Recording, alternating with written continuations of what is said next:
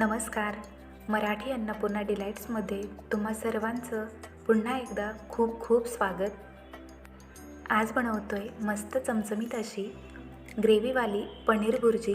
तर त्यासाठीचं साहित्य बघूया.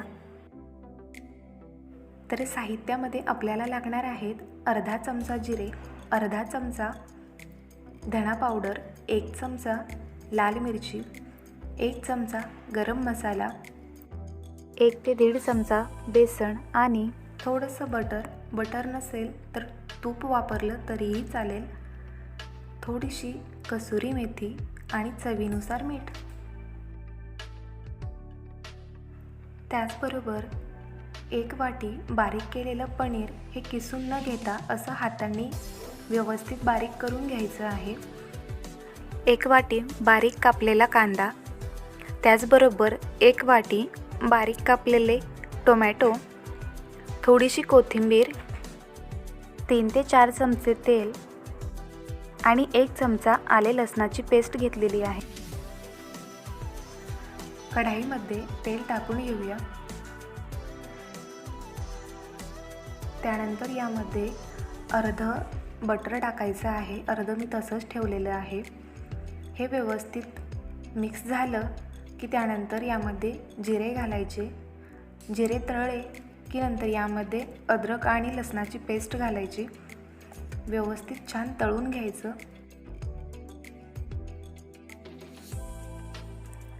आणि नंतर कांदा टाकून घेऊया.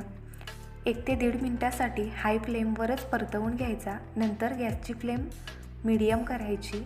2 ते 3 मिनिटासाठी थोडासा ब्राऊन कलर येऊपर्यंत याला छान परतून घ्यायचं. याला मस्त सोनेरी रंग आला की नंतर यामध्ये टोमॅटो घालूया. 1 ते 1.5 मिनिटासाठी टोमॅटो छान परतवून घ्यायचे आहेत. त्यानंतर यात चवीनुसार मीठ घालायचं. मीठ घालून याला 2 ते 3 मिनिटं झाकण ठेवून व्यवस्थित शिजू द्यायचं. 3 मिनिटानंतर चमच्याने अशा प्रकारे टोमॅटोच्या काही फोडी अशा बारीक करून घ्यायच्या. त्यामुळे ग्रेव्ही छान घट्ट होते.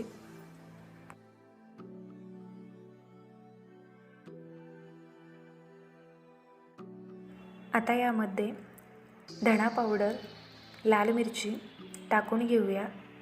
थोड्या वेळ परतून घ्यायचं. 1 ते 1.5 मिनिटासाठी परतवलं की याला तेल सुटायला लागतं. त्यानंतर यामध्ये गरम मसाला टाकून घ्यायचा. गरम मसाला टाकला की लगेचच ही भाजी थोडीशी साईडला करायची.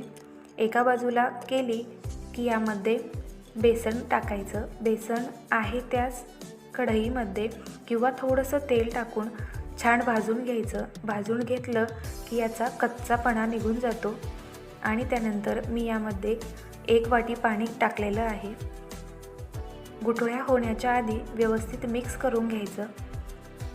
आणि यामध्ये पुन्हा तुमच्या अंदाजानुसार पाणी टाकायचं. मी अर्धी वाटी पाणी टाकलेलं आहे.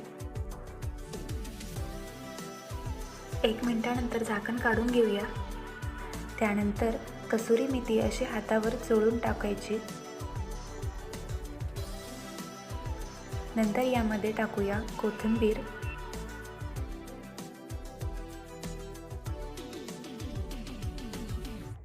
आणि शेवटी यामध्ये टाकायचं आहे बारीक केलेलं पनीर. जवळपास 100 ग्रॅम पनीर मी इथे घेतलेलं आहे. एवढ्यामध्ये 2 ते 3 माणसांची भाजी व्यवस्थित होते. छान मिक्स करून घ्यायचं आणि पुन्हा लो फ्लेमवर 2 ते 3 मिनिटासाठी याला व्यवस्थित शिजवून घ्यायचं.